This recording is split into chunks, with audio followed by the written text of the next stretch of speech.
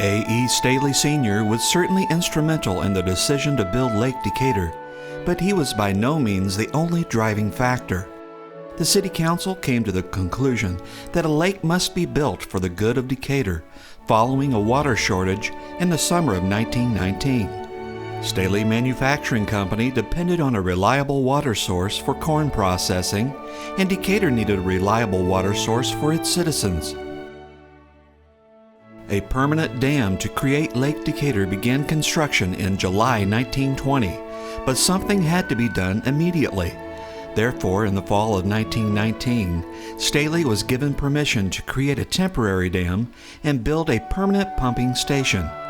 The pumping station, now known as the Staley Pumphouse or Staley Clubhouse, was nearly complete by the time the permanent dam was started in July 1920.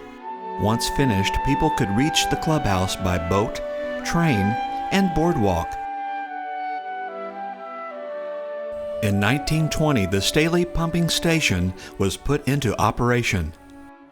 The pumping station had to move water over a distance of 7,565 feet, and it had to elevate the water into the plant, about 158 feet above the floor of the pumping station.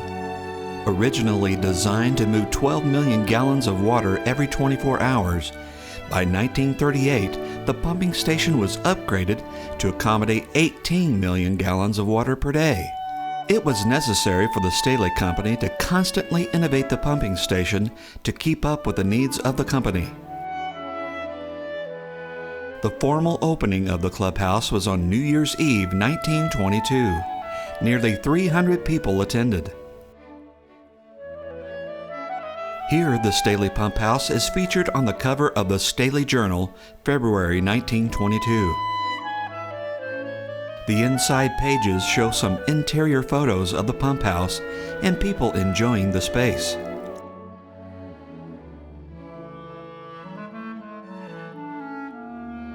The Staley Fellowship Club was founded in 1917, and in 1921 they took on the financial task of furnishing their new clubhouse. While the lower level was 2 stories high and was devoted to the actual business of pumping water, the upper level, surrounded by a balcony, was being designed to be a place for beauty and entertainment for the Staley employees. In the Staley Museum in Decatur, Illinois, you'll find this replica model of the pumphouse, built by mother and daughter team Lucy Brownlow and Whitney Meltz.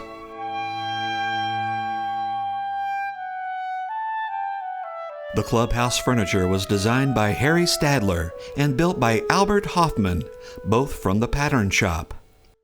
The furniture was made from oak staves from a distillery in Kentucky. The material was made available after the Volstead Act was enacted. This was also known as the National Prohibition Act.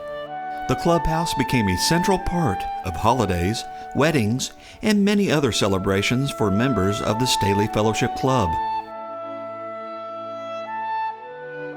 Here's a dance taking place on the roof of the clubhouse in 1923. Here's a photo of the Good Losers 500 Club giving gifts to children in need on Christmas Eve, 1931. And here's another photo from 1931 of 13 Civil War veterans gathered outside of the clubhouse to celebrate the 65th anniversary of the founding of the Grand Army of the Republic. As years went by, the pumphouse would eventually no longer be needed.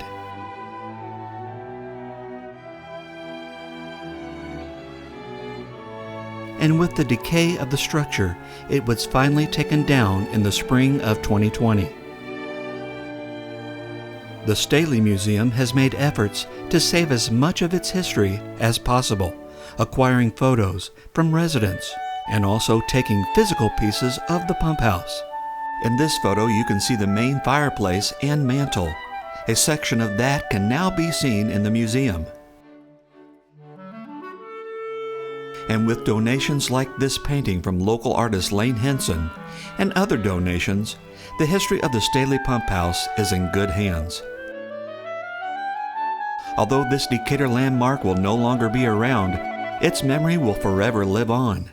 Learn more about the Staley Pumphouse and Staley legacy by visiting the Staley Museum at 361 North College in Decatur, Illinois, or visit them online at staleymuseum.com.